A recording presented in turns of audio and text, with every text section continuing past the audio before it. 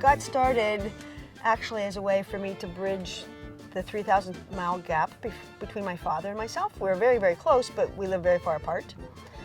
And as a young child, we had the Pinewood Derby racetracks at our house most of the summer. And he and my brothers worked on those cars, and they made the cars go really fast. And so when I saw that there was the Zucchini 500, I called him and said, "How did you make those Pine Box Derby cars go fast?" And he said, "Are you doing a Pine Box Derby?" And I said, "No, the Zucchini 500. And of course, he laughed hysterically, and that was the point.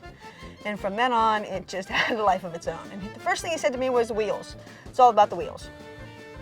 Well, the guy that I was dating at the time, he is actually a good gearhead, and I said, "I want to make something go fast." And he said, "Water or land?" I said, "Land." He said, "Wheels." He said exactly the same thing. So there came my quest to find wheels for my Zucchini racer. And 15 years later, we're still looking for the perfect wheel to make the zucchinis go fast. Anyway, we look forward to the Zucchini 500 every year.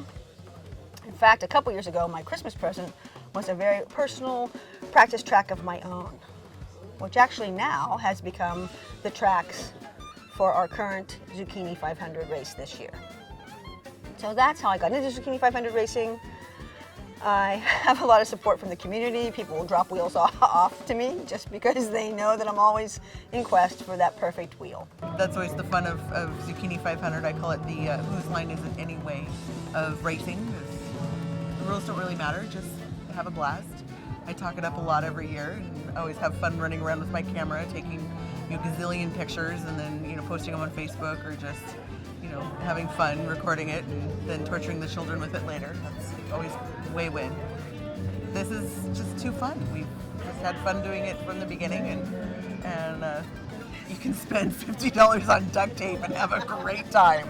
Her grandfather did sprint car racing, so racing's in the blood. I don't know that he had zucchinis in mind, but hey, whatever you port in a storm.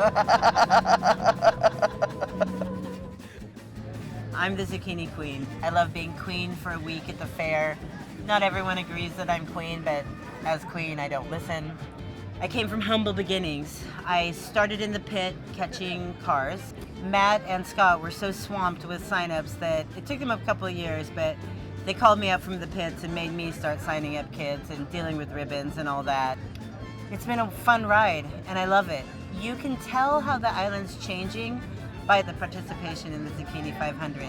It used to be that we had as many 0 to 5 entries as we did the 6 to 12 age groups, but now there's hardly any 0 to 5 because the demographics of the island have changed, and the families who can afford to live here aren't interested in having their small children participate in the Zucchini 500, and I think that's really sad. But hope springs eternal, and I'm making this documentary so that hopefully I can inspire more racers to join in the fun. You've heard about stock racers and custom racers, and you've heard from some of the most prolific and long-standing racers that we had, and I have to tell you that, that listening to their interviews brings tears to my eyes. That's why I had to go last. And thank God I'm the editor. Listening to people and how much they love the ridiculous things that we do